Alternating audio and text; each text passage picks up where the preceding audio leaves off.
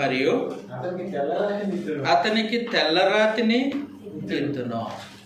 కాబట్టి జయించే వ్యక్తికి, అబద్ధ బోధను విడిచిపెట్టిన వ్యక్తికి, అబద్ధ బోధ విషయంలో విజయం పొందిన వ్యక్తికి ఏం చేస్తారంట? తెల్లరాతిని ఇస్తాను అని అంటారు. తెల్లరాతిని ఇవ్వడం అని అంటే ఆ కాలంలో తెల్లరాతి ఇవ్వడం చాలా ప్రాముఖ్యమైన సంగతి. ఒక ఆయన మీద దోషం పడిందంటే కేసు వేశారు. న్యాయాధిపతులు, జడ్జెస్ కోర్టులో వాదించారు, చూశారు. ఇతని మీద వేసింది, ఇతని మీద పెట్టినటువంటి ఆరోపణలంతా తప్పే, ఇతను నిర్దోషి అని నోటు మాటతో చెప్పి, ఇప్పుడైతే పేపర్ మీద జడ్జిమెంట్ ఇచ్చినట్టు తెల్లరాతి మీద అతని పేరు రాసి ఇచ్చేవారు. తెల్లరాతి మీద పేరు రాసిస్తే అతను నిర్దోషి అని అర్థం. తను మారుమనసు పొందిన వ్యక్తి, జయించిన వ్యక్తి, దిద్దుకున్న వ్యక్తి కాబట్టి అతనికి తెల్లరాతిని ఇస్తాను. మొదటిది. తెల్లరాతిని ఎందుకు ఇచ్చేవారని అంటే, ఆటల పోటీలు జరుగుతాయి. ఆటల పోటీలో విజేతకు జరిగే సత్కారంలో తెల్లరాయి. ఇప్పుడు మామూలుగా సర్టిఫికెట్ ఇచ్చినట్టు తెల్లరాతి మీద అతను పేరు ఇస్తే అతను విజేత అని. నిర్దోషి, ఒకవేళ కేసు ఉంటే నిర్దోషి, అతను పోరాట యోధుడైతే విజేత అని గుర్తింపు కోసం తెల్లరాతిని ఇచ్చేవారు. ప్రభు అంటున్నాడు, రోమ ప్రభుత్వం యొక్క ఖడ్గం యొక్క అధికారం కదింది.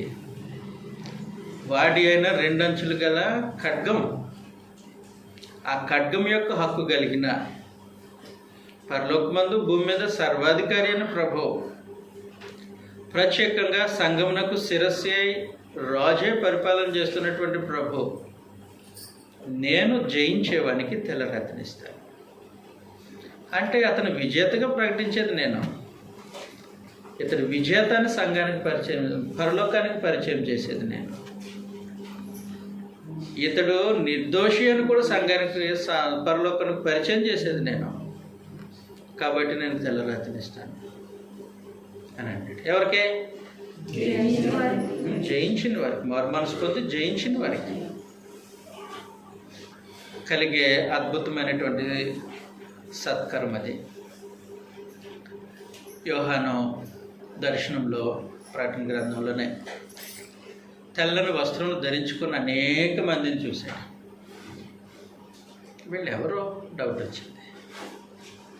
డౌట్ వచ్చి పక్కన ఉన్న దూతను అడుగుతాడు, వీరెవరు అని అడిగినప్పుడు అతడు దూత యోహానికి వారిని పరిచయం చేస్తున్నాడు. ఏమని పరిచయం చేస్తున్నాడు అని అంటే, వీరు మహాశ్రమల నుండి వచ్చిన వారు అని దూత యోహానికి పరిచయం చేసినట్టు ప్రభువైన యేసు తన జనాంగాన్ని పరిచయం చేస్తాడు. తెల్లరాత్రి నుంచి పరిచయం చేస్తాడు. వీళ్ళు నిర్దోషులు, వీరు జయించిన వారు అని పరిచయం చేస్తాడు. కాబట్టి జయించిన వారికి నేను తెల్లరాతిని ఇస్తున్నాను అని అన్నాడు. చదివేశారు. ఆ రాతి మీద చెక్కబడిన ఒక క్రొత్త పేరుండును. అది క్రొత్త పేరు ప్రత్యేకించి ప్రభువైన యేసుతో ఆయనకు ఉండేటువంటి బాంధవ్యాన్ని స్థిరపరిచే పేరు. క్రొత్త పేరు దేవునితో ఆ వ్యక్తికి ఉండే అనుబంధాన్ని స్థిరపరిచే పేరు క్రొత్త పేరు. క్రొత్త పేరు అంటే అది. యెషయా గ్రంథంలో అంటాడు, నా ప్రజలకు నేను కొత్త పేరు పెడతాను, వారు నా జనమని పిలువబడతారు అంటే. కాబట్టి అది ఆయనతో ఆ వ్యక్తికి ఉండేటువంటి బాంధవ్యాన్ని రుజువు చేసేది, స్థిరపరిచేది క్రొత్త పేరు అన్నమాట. కాబట్టి నేను క్రొత్త పేరు పెడతాను అని అన్నాడు. ప్రకటన గ్రంథం 19వ అధ్యాయం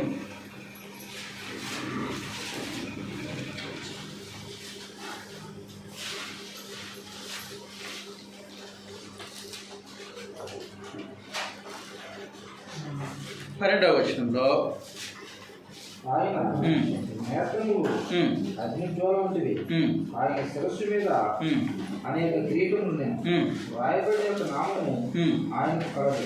రాయబడిన ఒక నామము ఆయనకు కలదు. అది ఆయనకే కానీ మరి ఎవరికి తెలియదు. అదనమాట. కాబట్టి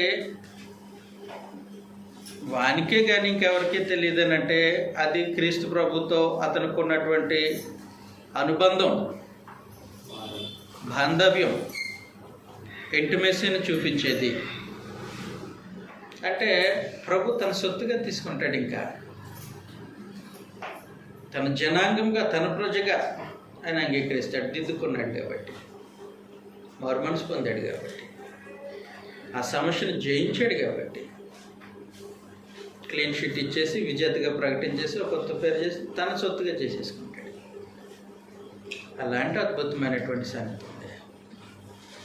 కాబట్టి పెర్గము సంఘమునకు ప్రభు అయిన యేసు ఇచ్చిన సందేశం ఇది. చివరిలో ఒక మాట ఉంది, 17వ వచనం చివరిలో, క్రొత్త పేరు పొందిన వానికే కానీ అది ఎవరికి తెలియదు. కాబట్టి నాకు నా ప్రభుకు ఉన్నటువంటి ఇంటిమెసి, ఆయన క్షమించిన సంగతి, మారు మనసు పొందినప్పుడు ఆయన నన్ను క్షమించిన సంగతి నా మనసుకి, నా మనస్సాక్షికి తెలుస్తుంది. పాప క్షమాపణ ప్రత్యేకించి ఒక వ్యక్తి యొక్క సొంత అనుభవం. దేవుడు నన్ను క్షమించిన సంగతి నా అనుభవం, అది మీకు తెలియదు. ఎలా తెలుసు అంటే నా మనస్సాక్షికి మీదట దోషారోపణ చేయకపోతే దేవుడు నన్ను క్షమించాడు. అలాంటి సంగతి గ్రంథంలో చెప్పబడింది. కాబట్టి ఎప్పుడైతే పాపం క్షమింపబడ్డాయో, పొరపాటు క్షమింపబడిందో, తెల్లరాతినిచ్చాడో, ఆయనకి నాకున్న బాంధవ్యము మాకిద్దరికి తెలుస్తుంది, ప్రత్యేకించి నాకు తెలుస్తుంది. కాబట్టి దాన్ని పొందిన వానికి తప్ప మరి ఎవరికి తెలియదు. అలాంటి ఒక అద్భుతమైనటువంటి సంగతిని పెర్గము సంఘమునకు ప్రభు అయిన యేసు తన సందేశాన్ని ఇచ్చారు. అది కేవలం ప్రభు యొక్క సందేశం మాత్రమే కాదు, తండ్రి అయిన దేవుని సందేశము, పరిశుద్ధాత్మ యొక్క సందేశము, అసలు దైవత్వం నుండి వచ్చిన సందేశం పెర్గము సంఘానికి. కాబట్టి పెర్గము సంఘం గురించినటువంటి సంగతులు అవి.